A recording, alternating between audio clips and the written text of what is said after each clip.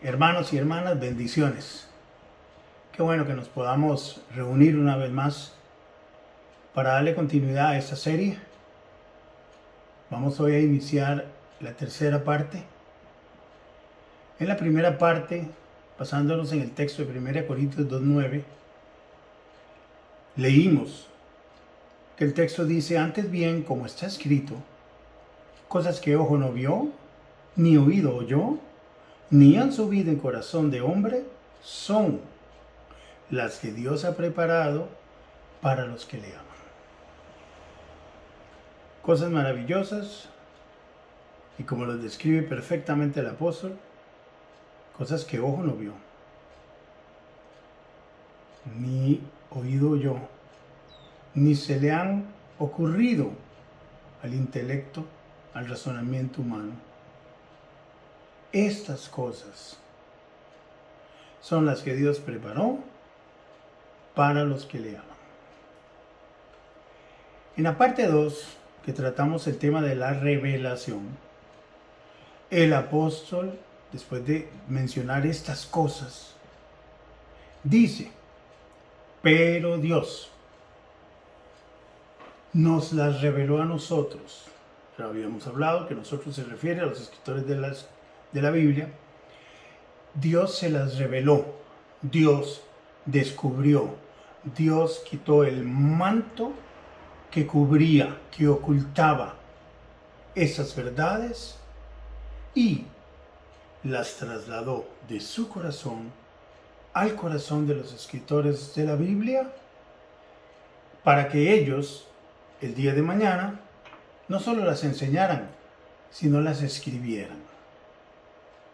Y esa escritura es lo que hoy día tú y yo tenemos como la Biblia. Hoy vamos a hablar sobre el tercer punto. El tercer punto está basado en el versículo 13, que es inspiración. Cuando se habla de inspiración, el término es muy usado entre músicos, escultores, pintores, artistas de todo tipo, y hablan hasta de las musas y un montón de cosas, de momentos de éxtasis donde les llegó la inspiración. Se inspiran, pintan algo maravilloso, se inspiran, escriben una letra maravillosa, se inspiran, componen una obra maravillosa, hacen una escultura impresionante, y a eso se le llama que está inspirado. Inclusive hay personas que se sientan al teclado y otros vienen y le dicen: ok, mijo, ahora sí, inspírese. Bueno, está bien, ese es el término, o esa es la aplicación que se le da al término. No muy distante, tampoco exacta, es la interpretación bíblica. Pero este tema, o esta palabra, es la menos usada en los círculos cristianos evangélicos. Usted no oye a ningún hermano que diga: bueno, voy a orar para que el Señor me inspire para poder entender el texto. Vamos a pedirle al Señor inspiración para poder entender el texto. No, ya vimos la lección pasada que para eso se usa, se abusa, se malusa el término revelación. Recordemos, revelación, acto de Dios Espíritu capacitando a los escritores de la Biblia, transfiriendo información, verdades imposibles de ser descubiertas por el razonamiento humano, cosas del corazón de Dios al corazón de los hombres. Eso es revelación. Ahora vamos a dar la definición teológica de inspiración. Inspiración es acto de Dios Espíritu Santo capacitando a los escritores de la Biblia para poder hablar y escribir con palabras escogidas e infalibles de Dios las verdades dadas por revelación. Sean otras palabras, ellos son capacitados por Dios para poder usar las palabras correctas a la hora de explicar verbalmente de qué se trata la revelación que recibieron. Es recibir la capacitación de parte de Dios para poder, con palabras escogidas e infalibles de parte de Dios, escribir las verdades que ellos recibieron por revelación. El texto lo encontramos en el versículo 13, 1 Corintios 2:13, dice la Escritura.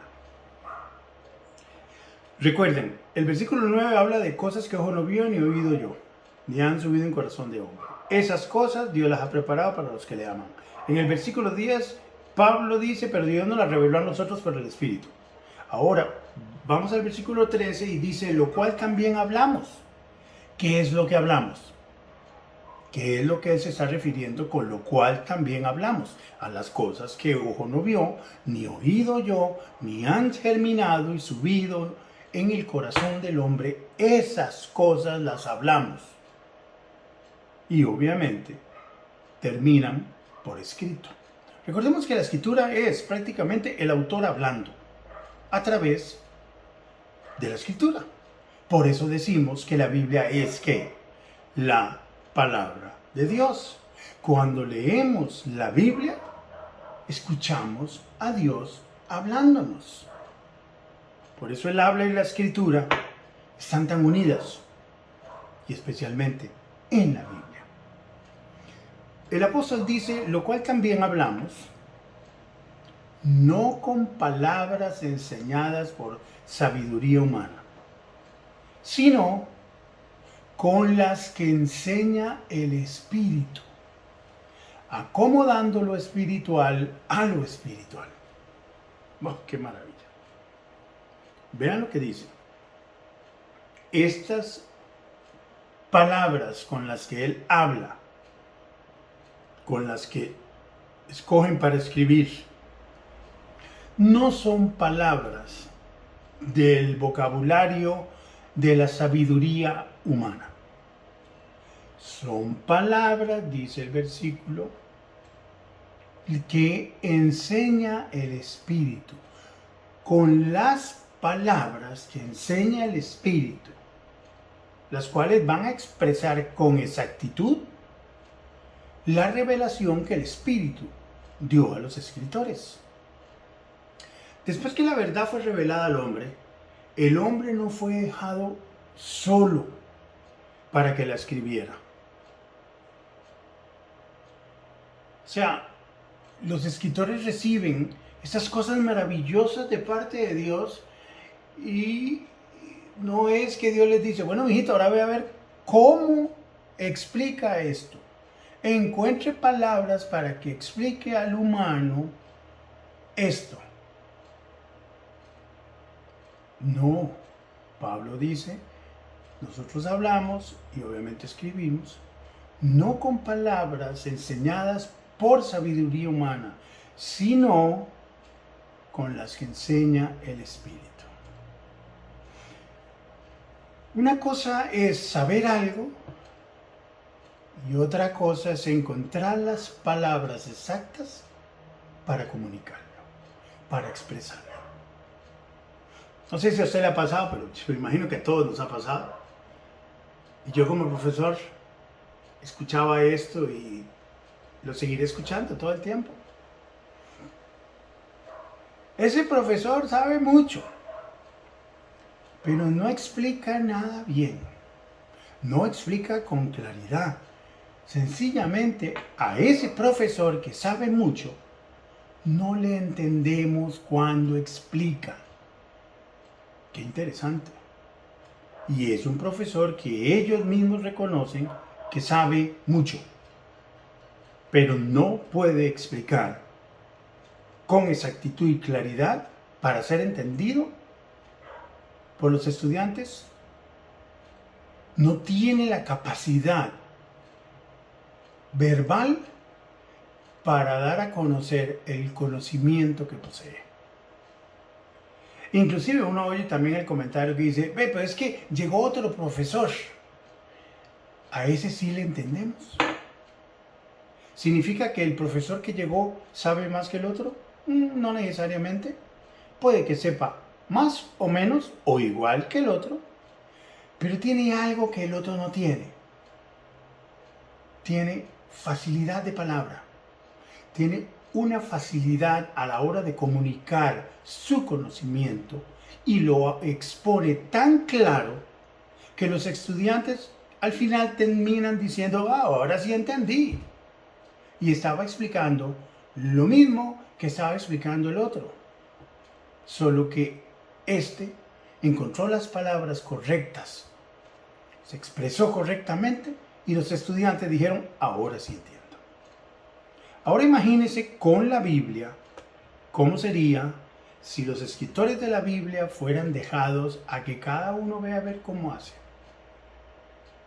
Dios guarde. ¿Qué tendríamos en la escritura?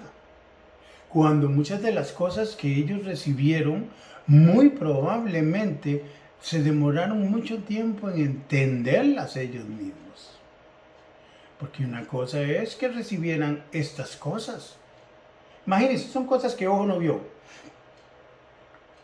Yo nunca he visto eso. Entonces, dice Pablo. Isaías dice, yo nunca he visto eso. Ezequiel dice, yo nunca. Moisés, yo nunca he visto una cosa así. Nunca había oído semejante cosa. Ahora, si ellos no han visto, no han oído, ¿qué palabras escogen para comunicarnos a nosotros y dejar por escrito lo que vieron y oyeron? El Espíritu Santo, gracias a Dios, capacita a los escritores de la Biblia y escoge por ellos las palabras correctas, las palabras que expresan con claridad, con exactitud, lo que fue revelado. Esto no implica que todos los escritores en la Biblia tuvieran el mismo grado académico, el mismo vocabulario, la misma extensión de dominio del lenguaje. Cada uno tenía una identidad particular, una estudio, una preparación académica y algunos ninguna. Todos diferentes. Pero Dios guarda esa personalidad, no la anula, sino que a través, no es lo mismo cuando Dios usó a Pedro y lo puso a escribir, le dio inspiración y le dio palabras escogidas, pero son palabras que estaban dentro del vocabulario de Pedro. No es lo mismo que cuando el Espíritu Santo toma a Pablo, que era un erudito, que conocía cantidad de cosas y dominaba mucho idiomas y de todo. Aquí hay más facilidad de palabras, más conocimiento, tanto así que decían que Pedrito era una persona del vulgo, sin educación, pero eso jamás lo hubieran podido decir de Pablo, que era un erudito, un conocedor. Él sabía las cosas y las sabía muy bien, enseñado a los pies de Gamaliel, el gran maestro de Israel. Este personaje tiene más herramientas lingüísticas que Pedro. Pero por eso es que cuando se lee la Biblia, y digamos, voy a poner 4 ejemplos. Los eruditos del griego, los conocedores del griego, Han distinguido que cuando leen a Lucas, el griego de Lucas es más puro y bello. Lucas era médico, una persona preparada, muy preparada. Entonces, el griego de Lucas era más puro y bello. Esos mismos eruditos describen el griego de Pablo como el más difícil, por su conocimiento tan extenso que tenía Pablo, tanta preparación académica. Cuando leen a Juan, dicen, se expresa muy bien, pero el griego es más simple. Y cuando se lee a Pedro, se concluye que Pedro, por el uso de su vocabulario, que también son palabras escogidas por Dios, pero limitadas al intelecto de Pedro, concluyen que el griego de Pedro es muy de la gente común. ¿Por qué? Y no es de extrañarnos, pero es de preguntarnos, ¿por qué la mayoría de las doctrinas bravas, la carnita brava teológica del Nuevo Testamento, en su mayoría, las cartas que contienen esos temas difíciles, todas son de Pablo? ¿Por qué Pablo? ¿Por qué Pablo tiene la mayoría de los escritos en el Nuevo Testamento?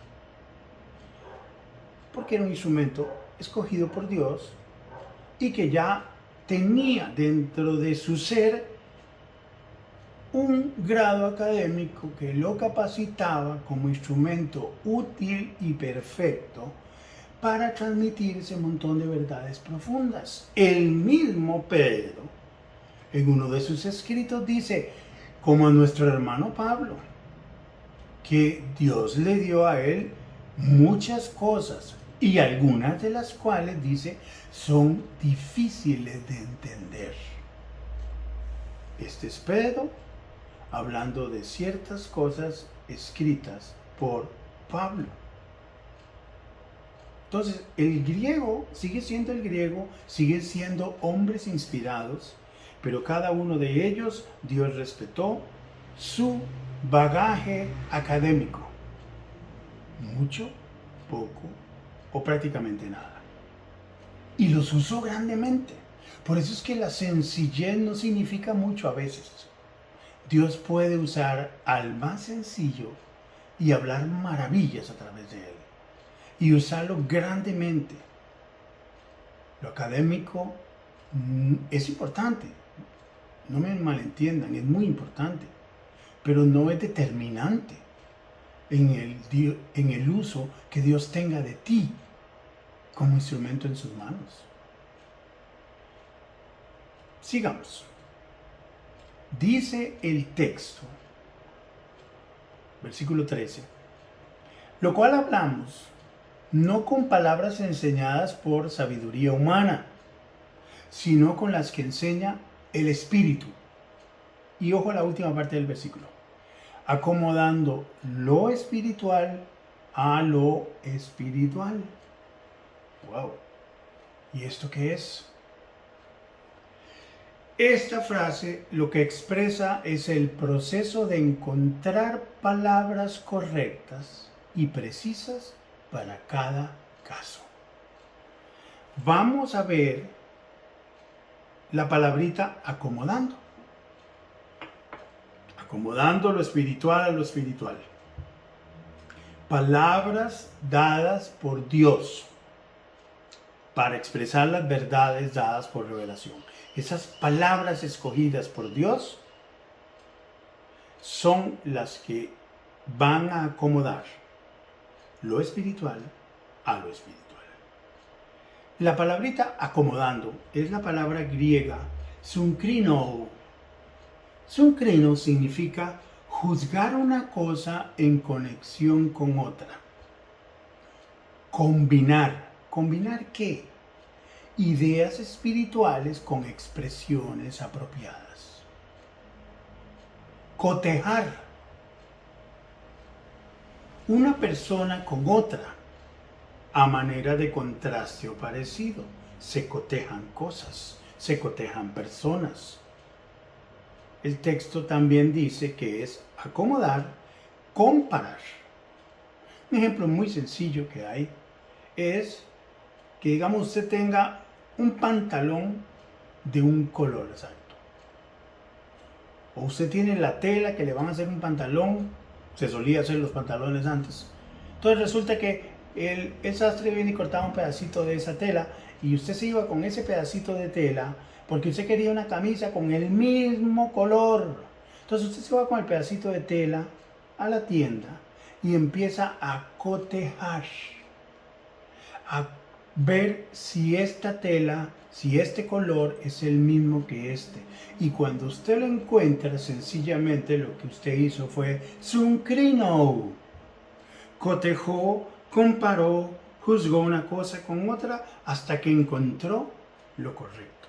Esto va con esto.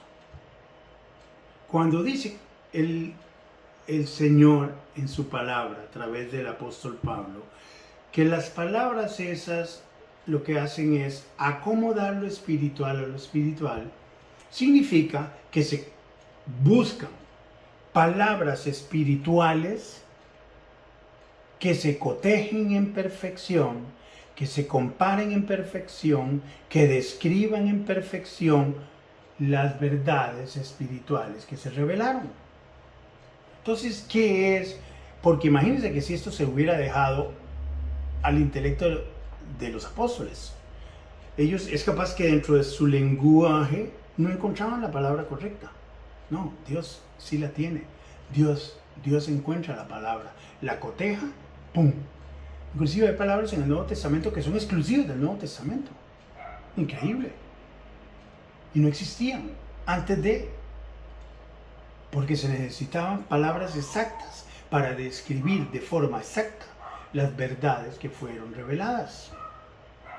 Se busca la palabra correcta para expresar con exactitud la verdad revelada. Se ha dicho que es combinar cosas espirituales con palabras espirituales. Juntar palabras espirituales con verdades espirituales. Dios es el que hace esto. Y le dice, ok, Pablo, este es tu arsenal de palabras. Necesito que uses esta para describir esto. Necesito que uses esta frase completa para describir esto que te mostré. Ellos no fueron dejados para que inventaran. Ellos fueron guiados, inspirados. Por eso es que la inspiración es el acto del Espíritu Santo capacitando a los escritores de la Biblia para poder hablar y escribir con palabras escogidas e infalibles de Dios las verdades dadas por revelación. Por eso es tan importante entender entonces que a los escritores de la Biblia, a ellos y solamente a ellos, de acuerdo a la Escritura, les fue dado la revelación de parte de Dios de cosas que ojo no vio, cosas que oído no oyó, cosas que nunca se le hubieran ocurrido a ningún ser humano. Y no solo se les revelaron esas cosas, sino que se les dio la capacidad, escogiendo Dios mismo las palabras, para que pudieran describir con exactitud lo que les había sido dado como revelación. Esto es una maravilla. Ver cómo Dios no deja las cosas así. Dios tenía bien claro. Imagínense, si Dios escogió las palabras y las escogió con la infinita sabiduría que Él tiene para expresar con claridad las cosas. Y lo que nos cuesta a nosotros a veces entender la Biblia. Por eso es que el libro llamado la Santa Palabra de Dios, la Biblia, es un libro espiritual. Nosotros no podemos jamás entender este libro sin el Espíritu Santo. Y no es solo el hecho de que tengo el Espíritu Santo. Y aquí me voy a adelantar a un tema que viene después de esta serie, que es vivir en comunión con el Espíritu Santo. Esa es otra historia. No es solo tener el Espíritu Santo, es vivir en perfecta sintonía con el Espíritu, porque el Espíritu Santo es el que me va a dar a mí esto que necesito para poder entender la palabra que fue dada por revelación y que fue escrita por inspiración. Vean este texto para ir cerrando. 2 Timoteo 3, 16 y 17, conocidísimo por todos. Toda la Escritura es inspirada por Dios. Esa palabrita inspirada da a entender exhalada. Es interesantísimo el texto griego. Toda la palabra o toda la escritura fue exhalada por Dios. ¿A quiénes? A los escritores de la Biblia. Se les puso las verdades en su corazón y se les dio las palabras exactas que describen con exactitud lo que fue revelado a ellos. Pero entonces, toda esa palabra, dice la Escritura, que fue exhalada por Dios y es útil para. Recuerdan que en la primera parte de este estudio les mencioné la importancia de los paras. El para denota la razón de algo, el norte de algo, la meta de algo, el fin que se busca con algo. La palabra es inspirada por Dios y es útil en gran manera, para enseñar, redarguir, corregir, instruir en justicia. Y sigue el fin de todo, a fin de que el hombre de Dios sea perfecto. Perfecto en este caso significa maduro, completo, enteramente preparado para toda buena obra. Entonces, para concluir, tenemos que Dios tiene cosas maravillosas, cosas que ojo no vio, ni oído oyó, ni han subido en corazón de hombre.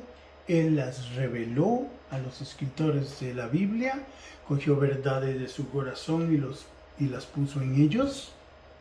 Y después de que las verdades habían sido reveladas, Dios exhaló, los inspiró para escoger las palabras correctas para describir con exactitud las verdades que recibieron por revelación. Vuelvo y enfatizo en esto. La revelación y la inspiración son dos acciones de Dios Espíritu Santo propias de los escritores de la Biblia. Esto no es para nosotros. Nosotros ya tenemos la palabra revelada y la palabra escrita.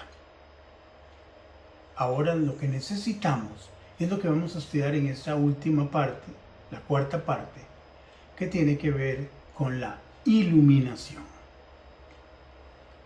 Que el Señor me los bendiga y me los guarde y nos vemos en la próxima lección. Hasta luego.